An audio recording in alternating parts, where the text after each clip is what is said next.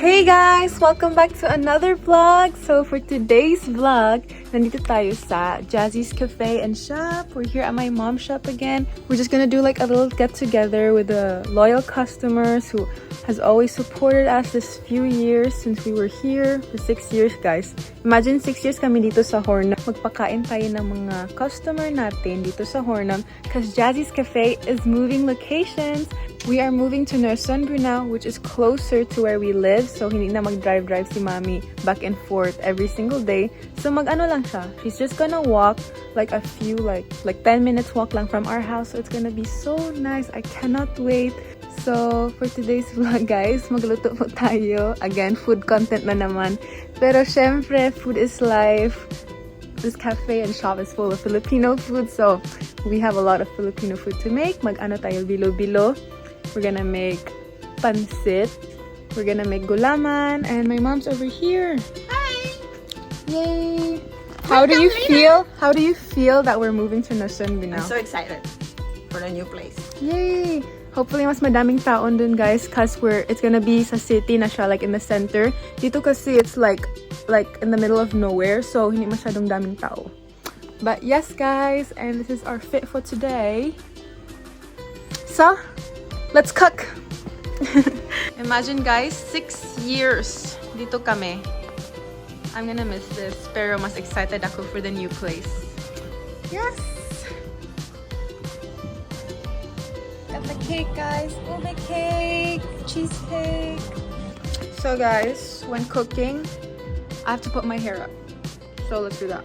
Oh, I only have this rubber now.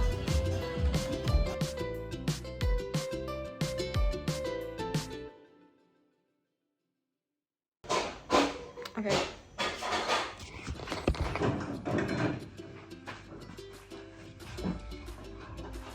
Oh, we're gonna make bilo-bilo with this.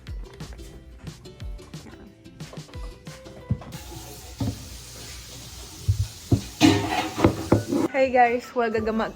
Ni undang sa jukog vlog ato sa sod kay paggama na mo mga kuan ni sod tong murag inspector ba. So, ana ni break sa vlog ato. By the way, anyways, nana tay order kay isa sa Pilipina di siya kaanhi. So, ato lang ianda mog order. Dara. Mao ni ang order. So, let's pack it together. So guys, tanawa mong stocks. Murag empty na kayo tanawa nun. Kay, bali na ba yung ugma? Perdahan pa kayo. Bit-bitay dyan ni Mami, ani oh.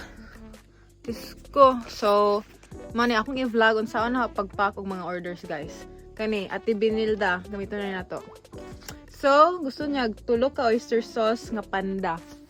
Ang panda na mga oyster sauce, dara di ay. Yes, mauni ang panda nga oyster sauce. Tulo ka bukani. Hays.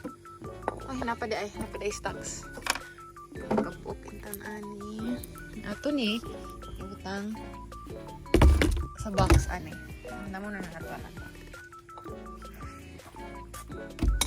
Natanaw na to. Yung next order is 5 ka lumpia wrapper. Pero unya na ng lumpia wrappers. Mamaya na yan kasi frozen kasi. So, let's do that later. And dalawang malagkit. Malagkit is yung glutinous rice. Ito, pang biko. Yes. So, magkuha tayo ng dalawa nito. Here you go. Tingnan nyo guys, ang daming rice. Meron pang, there's more sacks of rice dun sa entrance. Pero, yes, di kasi makasya dito. So, dalawang malagkit. Dito lang natin ilagay. Next is 2 glutinous flour and 1 sago white. So, yung mga namin, like for desserts, are all here. Like, halo-halo mix, mga kaong, like, basta dito lahat yung mga dito din yung mga rice flour. Ano ba yan? Rice flour. So, dalawang rice flour dito. And then, sagong na puti. Ito. I think mag-ano din siya. Bilo-bilo ata. Parang ingredients naman to ng bilo-bilo. Yes, sago white. Ito lang siya. Okay, ito yung order. I think i-pick up to niya mamaya. So, yes. Itabi lang natin to. Magulaman na tayo. Isa rin sagot gulaman. Sago at gulaman. Yummy. Yummy. Sarap. Yummy. Bahog-bahog. Bite-size Bahog-bahog. na dyan. Just. Yeah. Awerte na. Ready na ang bagbahog. Yay! Oh my god, guys. So sorry. Di ko na na-video yung lahat na nagawa namin. But all the food is ready. May pansit, bilo-bilo with munggo, and ensaymada. And we have the gulaman here. Sago, so good. And bahog-bahog. It's like bread pudding. It's so good. Now let's do a mukbang. So this is like our tiny celebration, like a small celebration for like our farewell here in Hornum. But see you in November in our new shop. It will be better.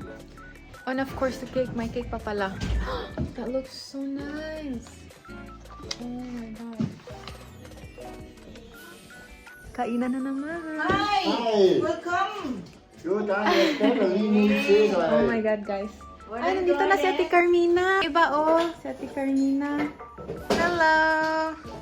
Yes, so maliit lang to, guys. It's not like super, dito super bongga. Just like a small get-together with the others.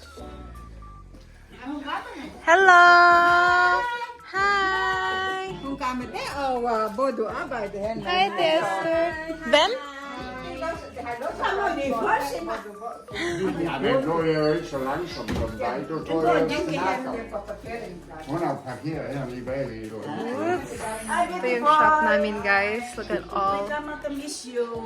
Pero pag mag-order kami, pwede i-deliver. So guys, of course, we don't want to disappoint na sa mga tao na who always buy stuff from us here sa Hornum. We obviously will still deliver once a week outside Norsunby. So, pwede pa kayo mag-order, of course. Because my mom's still gonna deliver once a week, like every Friday. So, yes, they can still have Asian products. And of course, the Filipino songs.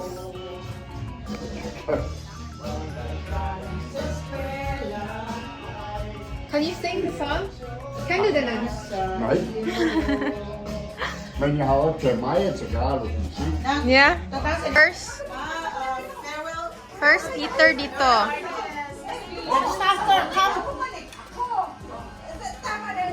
So guys, ito lang muna. Tapos magkuha pa ako mamaya. So guys, look, may pansit tayo dito. Let's try the pansit. My mom's pansit is so good.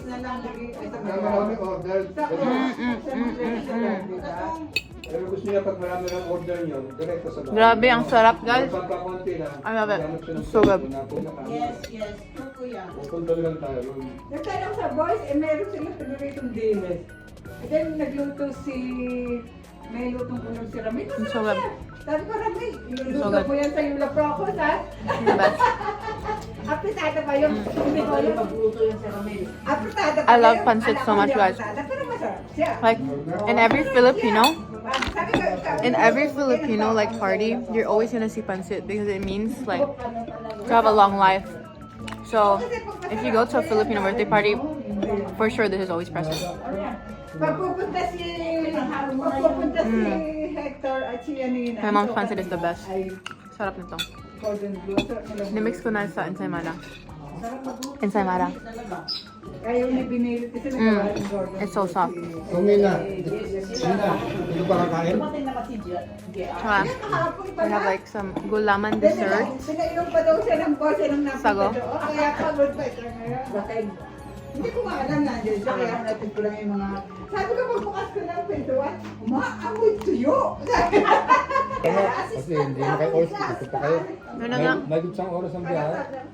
Layo, that's why mag-move na nga kami. Kasi yung bagong shop namin is ano lang, parang 10 minutes walk galing sa bahay namin.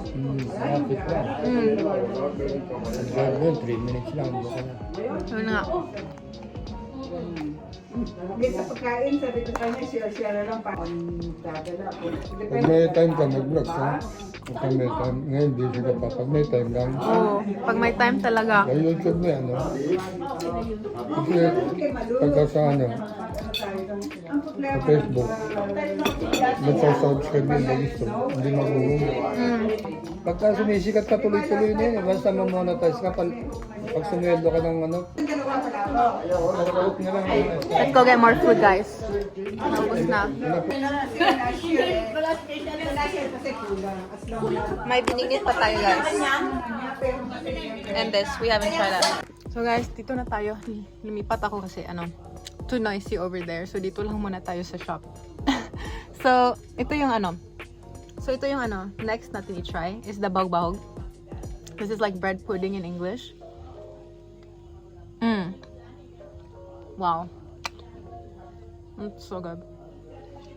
So, my mom usually makes this when we have like leftover like bread, and she like recycles it and makes it to a new bread. And just add like food coloring and milk. It's so good. Guys, I'm feeling extra full already. Like, I already have like a food baby here. The next thing we have to try is binignit or bilo-bilo in Tagalog because I'm Bisaya, so I say binignit a lot. So sa mga Bisaya dyan, kaibaw ko nga makasabot po na ako.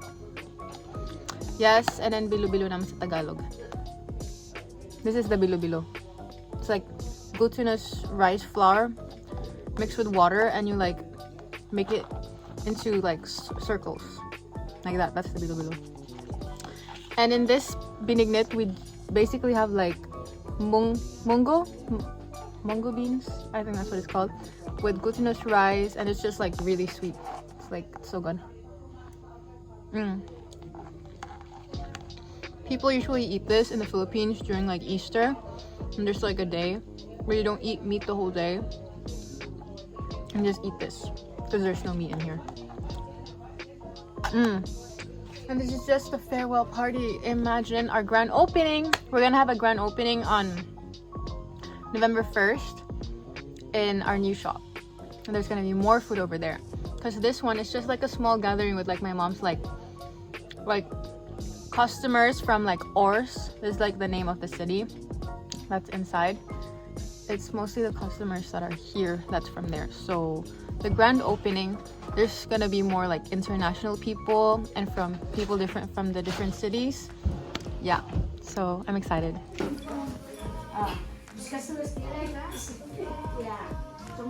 Sige guys, may puto na tayo. Look at the cheese. Oh my gosh. That looks so good, guys. May dagdag na tayo sa food natin. Let's try one. Guys, busog na ako, but I have to try this. So guys, we got puto here with cheese.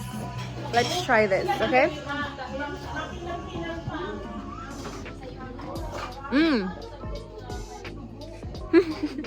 Ay, ata.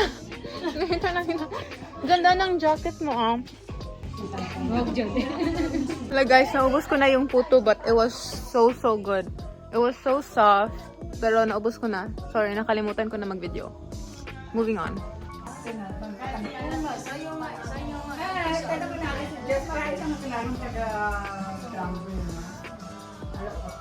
Classmate din kami. Ang pasok na alas 3. Pag nakikipag-bili kami hapon na. Bago siya pumasok, bumibili siya. Ka-party na yan. Mga 1:30 yun. Pinagtan, kasi papasok siya. Bago siya kasali talaga ako. Dried fish, guys. Ito yung mga buwad. And rice is here. Parang extension room na to dito. And we have like Japan.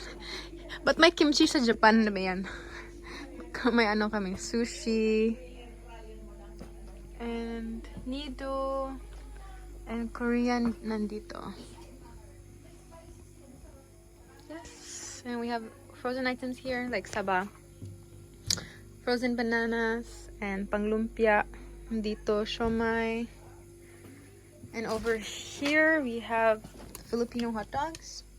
Those are my favorite ones. And Siyempre, mayroon kami Argentina hotdog, siopaw, like gyozas, and tocino, and longanisa. Hindi na kaming masyadong daming stocks dito guys kasi ni-move na namin sa bagong shop namin. So, I'm gonna give you a new tour of the grand opening. Yes, so dami pa dito. And over here. Siyempre may walis din tayo dito. Smile sa! New one ba? Naanay new hiring. Imbis ugma na mag-close, karon pa siya nag-apply. Wala na. Wala na. First and last. First and last na niya. So guys, that was it. It was an amazing day, like a small celebration with Very tiring. our loyal customers.